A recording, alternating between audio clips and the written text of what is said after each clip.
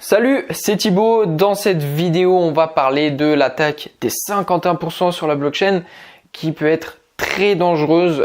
On va voir comment ça marche et comment la contourner.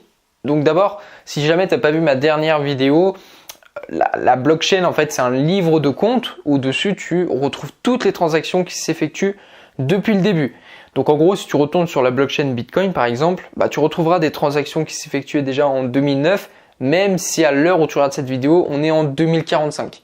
Donc en fait, une fois que les transactions sont dans la chaîne de blocs, donc dans la blockchain, les transactions sont impossibles à modifier ou à supprimer. Et donc on avait vu que la blockchain était assez sécurisée, mais que le seul problème à la limite, c'était l'attaque des 51%.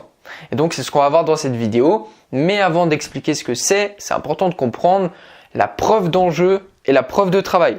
Donc tout d'abord, je commençais par la preuve de travail, mais les mineurs, quand ils vont vérifier et accepter des transactions, par exemple sur Bitcoin, ils utilisent la preuve de travail. C'est-à-dire qu'ils vont s'occuper, par exemple, lorsqu'il y a un bloc à valider, la plupart des mineurs vont aller dessus pour vérifier et accepter les transactions, comme en gros s'ils déposaient leur signature pour dire c'est bon, c'est validé. Et si la majorité des mineurs sur le réseau valide la transaction, enfin le bloc, du coup il est validé, il est inscrit sur la chaîne de blocs. Sauf qu'on s'est aperçu que le problème, c'était que s'il y avait des personnes malfaisantes qui arrivaient sur le réseau et qui représentaient plus de 51% des mineurs, donc la majorité des mineurs, s'ils venaient et modifier la transaction, ils pouvaient prendre le contrôle et modifier la chaîne de blocs. Et ça peut être très dangereux.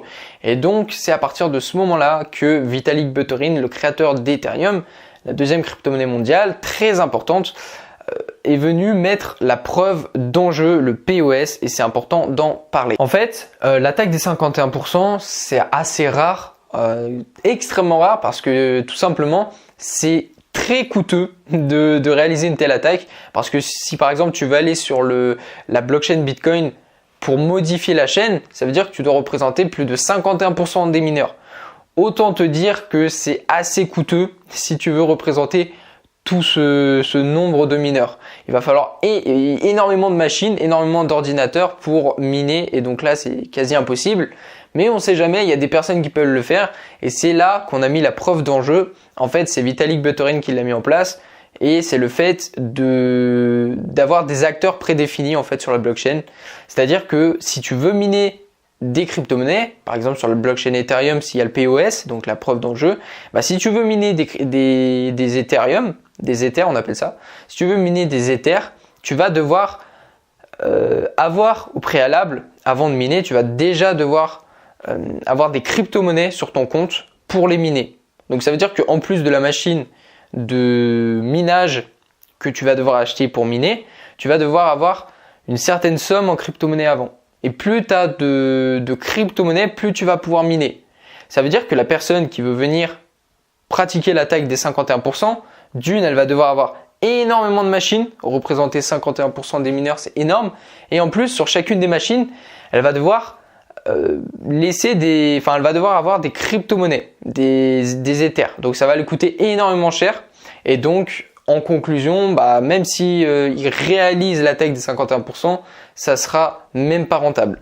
Donc voilà, en fait, c'est des aspects assez techniques sur la blockchain. On rentre vraiment dans les détails. Donc clairement, si tu t'intéresses pas à la crypto-monnaie ou à la blockchain, cette vidéo va pas te servir. Par contre, si tu aimerais savoir comment ça marche, si tu veux savoir comment fonctionnent les crypto-monnaies, derrière tout ça, comment fonctionne le réseau, etc., c'est important de regarder ces vidéos. Pourquoi ? Parce que je suis là pour t'expliquer clairement comment marche la blockchain.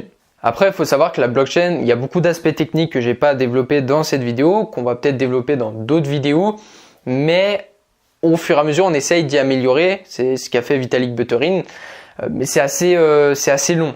Et on parle peut-être de long terme avec la blockchain, c'est-à-dire que pour qu'elle soit adoptée par le maximum de monde, le maximum d'entreprises, le maximum d'institutions financières, ça va prendre du temps, peut-être 5, 10, 15 ans, on verra, mais c'est le temps que la blockchain s'adapte. Donc voilà du coup pour l'attaque des 51%. Je reviendrai dans une prochaine vidéo sur les différents types de blockchain, parce qu'aujourd'hui il n'y a pas un seul type de blockchain, il y en a plusieurs, donc on va voir ça dans une prochaine vidéo. Et aussi on va parler un peu d'internet et pourquoi on parle d'Internet 2.0 avec la blockchain. Ciao ciao!